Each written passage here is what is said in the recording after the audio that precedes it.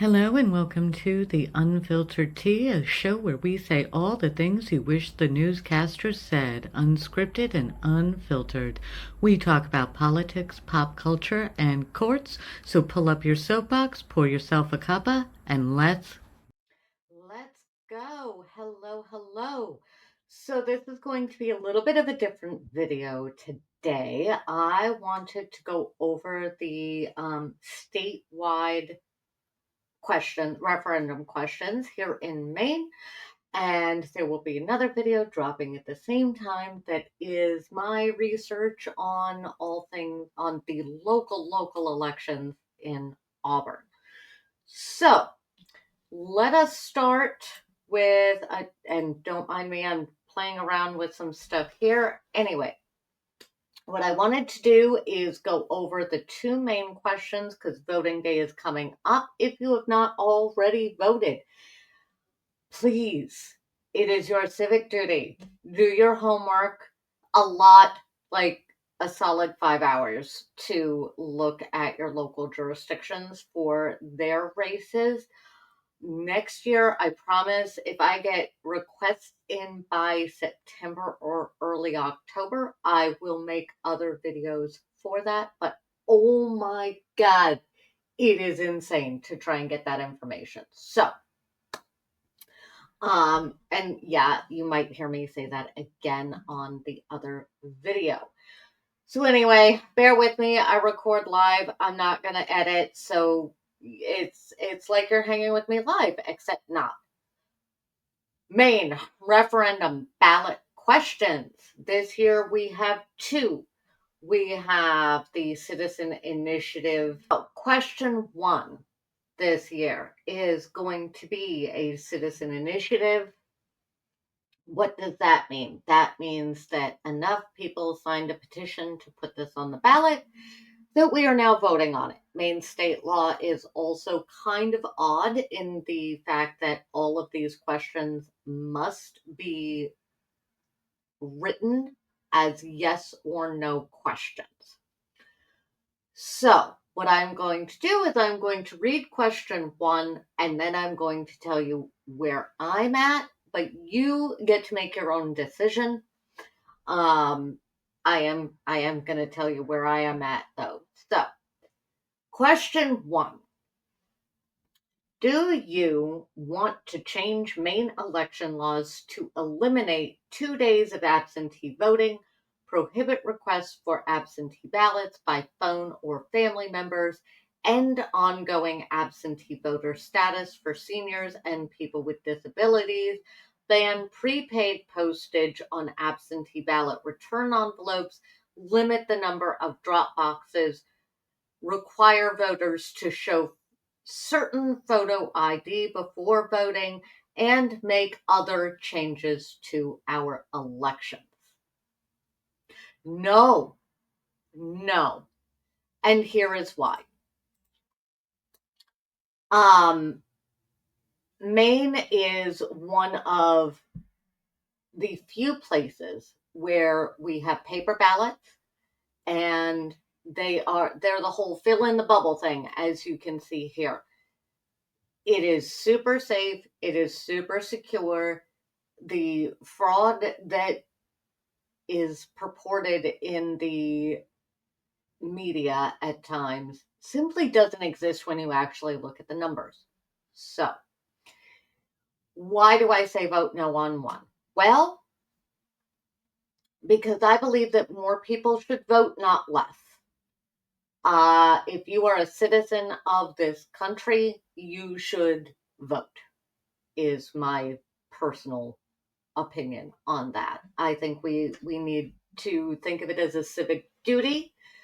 And as far as I'm concerned, I personally would love to see voting day become a national holiday where everybody is off of work except for those manning the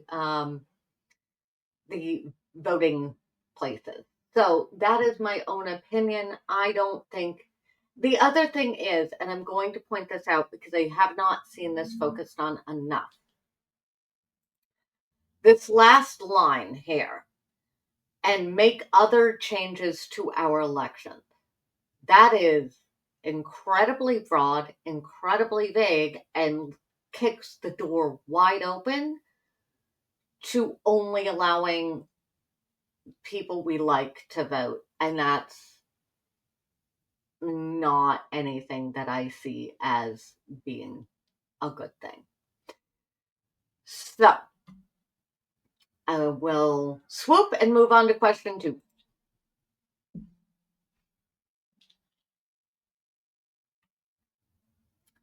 Question 2, another citizen initiative. This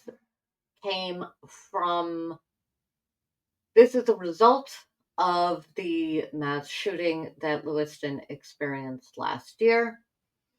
And question 2 is, do you want to allow courts to temporarily prohibit a person from having dangerous weapons if law enforcement, family, or household members show that the person poses a significant danger of causing physical injury to themselves and others?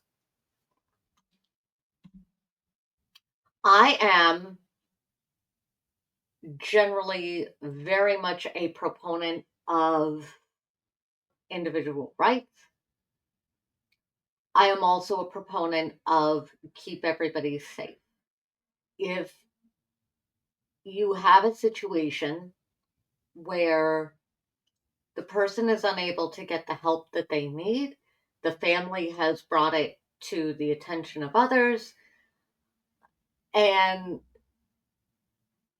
it is showing that they are a danger to themselves and or to others, I do believe that we should have an option to put their weapons on a hold. I would rather put the weapons on a hold than put the person on a hold, Like maybe not everybody is going to react to the hospital environment the way that we would like them to, in a sense. So if we can put the things that will hurt people on a hold as opposed to the person, I tend to feel like that would be better.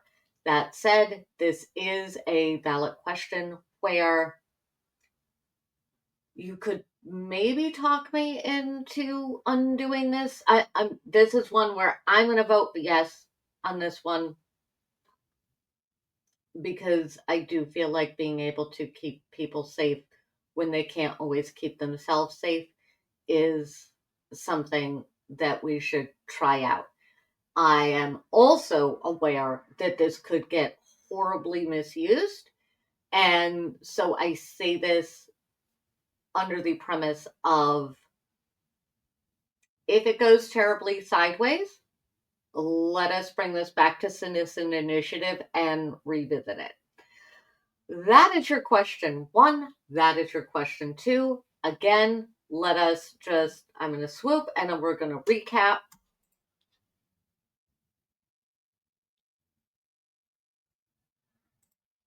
Okay. Recapping question 1. Do you want to change Maine election laws to get rid of a dozen different ways to vote? No, please no. Please no. Please no. Absentee voting is in so many ways the only way that anybody can vote if you are working retail. I am asking that you vote no on one. We need more people to vote, not less people to vote. And I'm not saying, fraudulent voters should be caught and should be dealt with. It's just not a problem that has numbers in any capacity. It's just simply not a problem. So let us not fix something that is not a problem at all. Question number 2, should we be able to take away dangerous weapons if it can be proven that the person who owns them could be a harm to themselves or others? I am personally of the yes variety. Anyway, that is that. Do your civic duty, please. Go vote, research your local candidates, vote in your local elections as well, and I'll see you on the next one. Thanks for joining us for another episode of The Unfiltered Tea. Don't forget to hit that like button. If you have a story you want our unfiltered take on, go ahead and drop it in the comments, and we will see you next time.